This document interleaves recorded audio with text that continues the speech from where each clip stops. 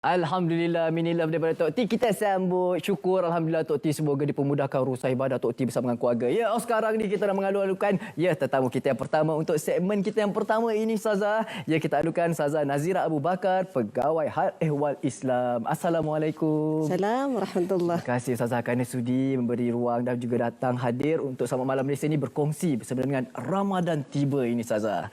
Alhamdulillah. Terima kasih juga saya pada kru Selamat Malam Malaysia yang sudi panggil. Alhamdulillah. Alhamdulillah, sama-sama. Baik, untuk permulaan Ustazah, eloklah kiranya kita bukakan untuk Selamat Malam Malaysia ni. Ramadan tiba ni, apa yang boleh kita war-warkan kepada penonton-penonton Selamat Malam Malaysia? Baik, Allahumma salli ala Muhammad wa ala ali Sayyidina Muhammad. Assalamualaikum warahmatullahi wabarakatuh. Alhamdulillah.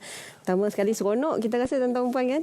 Para penonton tengok aksi double N kita, walaupun satu Ramadan dia tetap semangat kita tengok nanti hari kedua, hari ketiga insya-Allah.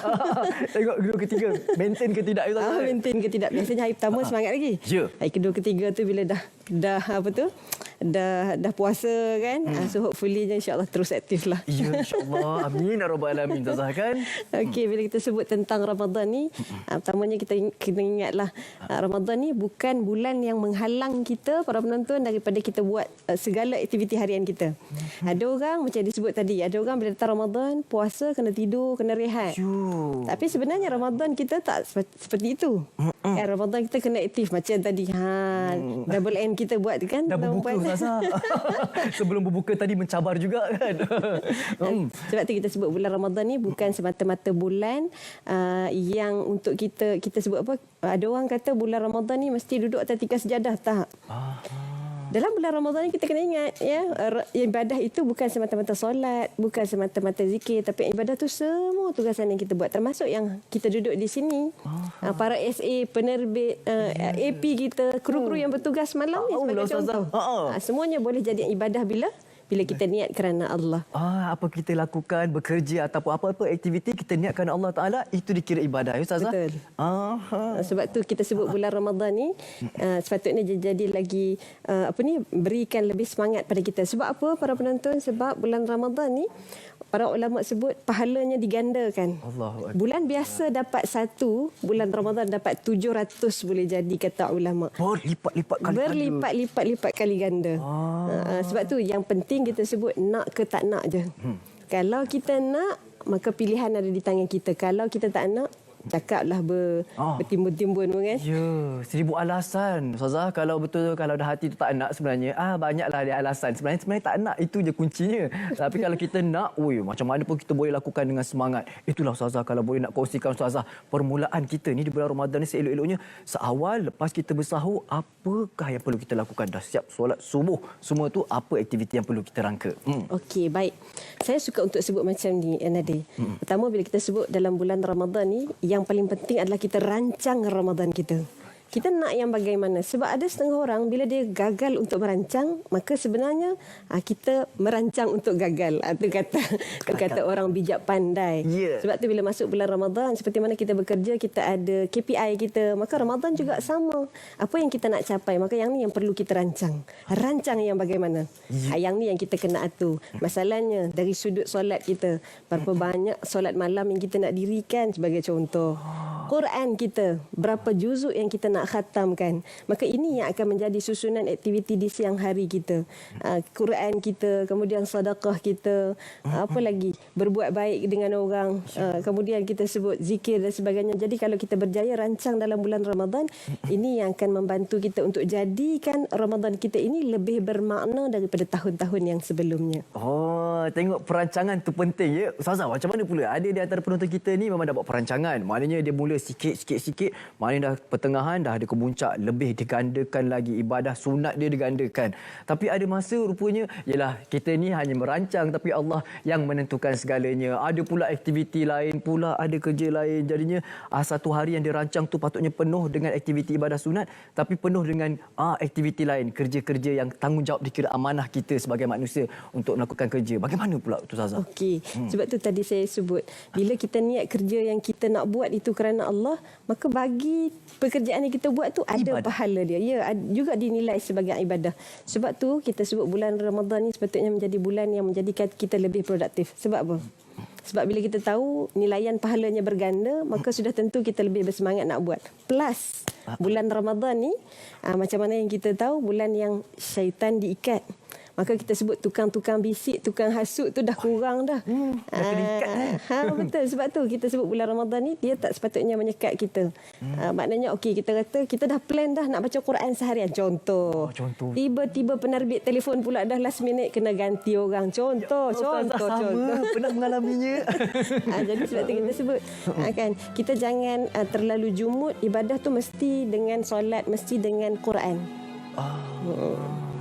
Sebab tu kalau kita boleh, yang saya sebut tadi, kalau kita niatkan kerana Allah, maka semuanya insya-Allah akan menjadi amal yang boleh jadi akan menemukan kita dengan Allah Subhanahu Wa Taala, sebab Allah Taala sebut dalam Quran.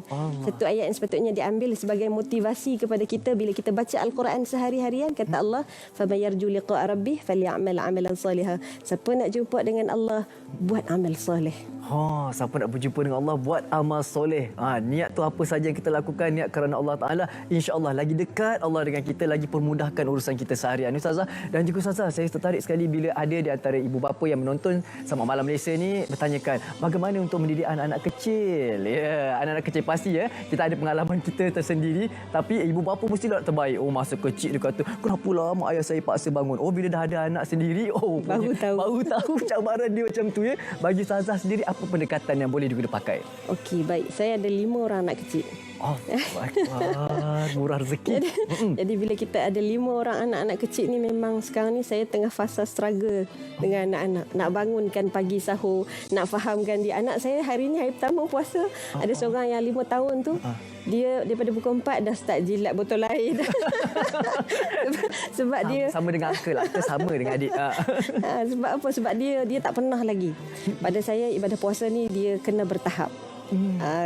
Pada saya yang pertama, mak ayah tunjuk contoh peribadi. Bila kita yang semangat tunjuk pada anak-anak, dalam bulan Ramadan ni kita kena jadi yang terbaik. Dalam bulan Ramadan kita kena isi dengan masa yang baik, kena isi masa kita dengan baik, maka anak-anak sudah tentu akan ikut. Dan mak ayah kena bagi motivasi. Sebab pada saya secara psikologinya, kalau kita marah anak, jangan buka puasa, kan, boleh jadi dia akan rasa stres, akan rasa tertekan. Akhirnya menyebabkan dia rasa apa? Puasalah menyebabkan mak ayah aku marah dengan aku. Maka sebab tu kena persepsi dah berubah di situ. Betul. Sebab tu kalau kita tengok cara Nabi SAW komunikasi, hatta dengan anak-anak pun ada bahasa kanak-kanaknya. Ada kelembutan yang Nabi SAW gunakan. Hatta bila dipanggil kepada anaknya pun, baginda menggunakan panggilan yang baik-baik. Sebab tu Ramadan ni, why not? Kenapa tidak kita mulakan dengan memanggil anak-anak kita dengan panggilan yang baik-baik? Mudah-mudahan ini akan menjadi satu didikan untuk kita ajak dia bukan sekadar berpuasa, tapi jadi orang yang lebih baik daripada hari-hari yang sebelumnya. Contoh kata-kata untuk panggil anak-anak tu yang lebih afdalnya apa? Boleh diterapkan. Lepas ni dah biasa dengan puasa, lepas tu kita sambut pula dengan hari-hari seterusnya kan? Betul. Kalau Nabi SAW dia panggil anak baginda ni dengan panggilan yang penuh dengan kasih sayang. Misalnya kalau bahasa kita ni, kita panggil panggilan, "Wahai anak kesayanganku." Cuba tanya kita para penonton, bila kali terakhir kita panggil anak kita tu dengan panggilan yang baik-baik? "Wahai anak kesayangan mama," contoh. "Kakaklah anak mama yang paling mama sayang," contoh. Inilah anak mama yang mama rasa bila dia lahir, mama rasa seronok sangat. Bila dia puasa, mama rasa seronok sangat. Pada saya ini perkataan-perkataan yang kata Saidina Abu Bakar, "Layyinul kalam qayyidul qulub." Perkataan yang baik akan mengikat hati-hati manusia. Perkataan baik, daripada perkataan tu dapat memikat hati-hati manusia. Boleh kita guna pakai untuk apa, rakan-rakan sekerja. Sebelum-sebelum ni kata, kenapa pula lah guna perkataan baik-baik pula dengan Sain. Yalah, apa salahnya? Bila kita dah menjaga silaturahim tu, bila dah menggunakan perkataan-perkataan yang baik, kita panggil yang baik. Lepas tu dengan tuan penerbit dari kayangan. Macam tu kan. Terus tuan penerbit tu bagi duit raya. Mana tahu kan Ustazah kan? Allah tu mengharapkan pula. Janganlah, tak bolehlah mengharap macam tu. Siapa tahu kan? Siapa tahu, tapi yelah juga kita ni manusia mestilah juga kan. Tapi kalau ada rezeki tak ke mana kan. Tapi itulah, kalau boleh Ustazah, bagaimana mereka-mereka ni mungkin yang nak teringin, nak dapatkan tips-tips selanjutnya, adakah Instagram ataupun Facebook yang Ustazah kongsikan? Saya kongsikan di Facebook saya lah. Tapi kalau saya suka untuk cadangkan kepada penonton untuk kita rujuk masalahnya di Facebook yang berautoriti. Apabila untuk dapat maklumat berkaitan dengan hal ehwal Islam, contohnya Facebook JAKIM, Facebook Jabatan Kemajuan Islam Malaysia JAKIM yang banyak kongsikan macam mana doa nak berbuka puasa, macam mana tips sahur, apa yang kita nak buat bila dah habis tarawih contohnya, apa bacaan tarawih, itu semua ada di Facebook Jabatan Kemajuan Islam Malaysia. Instagram pun saya tengok ada juga dikongsikan kan. Jadi sekarang ni mudah, media sosial macam-macam ada kan. Tuan-tuan, Allah terima kasih banyak-banyak Ustazah. Dan sekarang ni kita nak berehat seketika. Nanti kan di hujung sana nanti kita ada konklusi, boleh kita wawarkan lagi ya. Okey, baik, terus setia penonton-penonton Selamat Malam Malaysia. Jangan pejam mata lagi.